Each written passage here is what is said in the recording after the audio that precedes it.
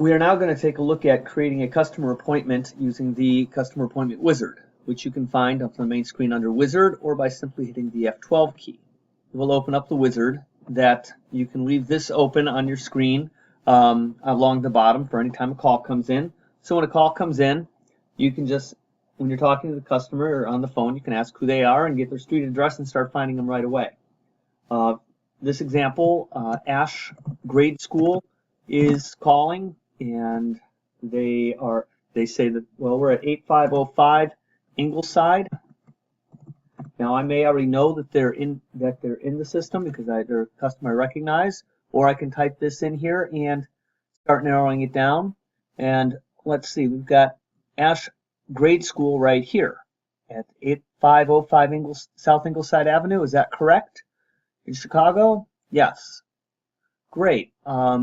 Now I can either schedule the appointment now or create this as an unscheduled appointment so that someone else will call them back later. In this example, I'm going to go ahead and schedule them right now. So I tell it to schedule now and I hit next. I've highlighted the correct one on there. As I hit next, it comes up and it is ready for me to do a search.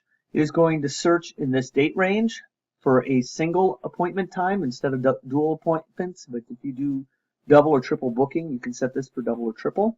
I want a 2-hour window, maximum distance of 10 miles, between 8 and 6. These are all the default settings. They can be changed and stored, but for this example, I'm going to leave it just like this and hit search.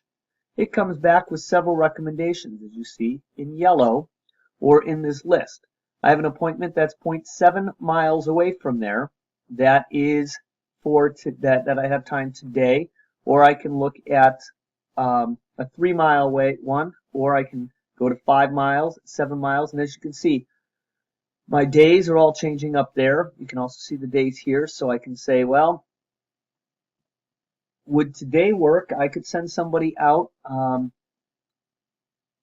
this morning at 11 o'clock because I can see that truck 1 is already in that area. I can also filter by different departments to make sure that I'm choosing the right area because I've set each of these trucks up with specific departments. If this is a plumbing issue, I want to make sure that truck number 1 or whichever one I'm looking at does do plumbing. If it's an HVAC issue, for example, I switch over to the truck that does HVAC by switching and filtering. But in this case, I'm going to do plumbing. Make sure that this guy that I'm talking to this customer about plumbing, this truck does plumbing. So 0.7 miles away, would that be okay? Or I could send somebody out this afternoon.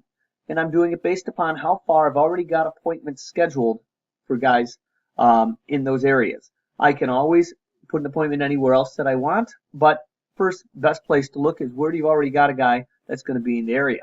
So it saves you travel time and fuel costs. The customer says, yeah, if you can send them out right away this morning, that'd be great. So I just click on this appointment and I select, again, I'm going to choose plumbing, so it'll filter down on just the messages that are for plumbing. So this will be the issue that they're having, and I can say that they've got no hot water, so that's why they want them to come out soon. I may have special other notes that see Joe about the funny sound or something that they're explaining. This information would go out to the technician. They will see all of this information. This drop-down choice that you define all sorts of pre-built messages and then specifics down in here. The time and date is all filled in here because we just clicked right on it. It's already set for truck number 1, and all we have to do at this point is save it. Now all those other yellow appointments have gone away, and it is listed here as a white customer scheduled appointment.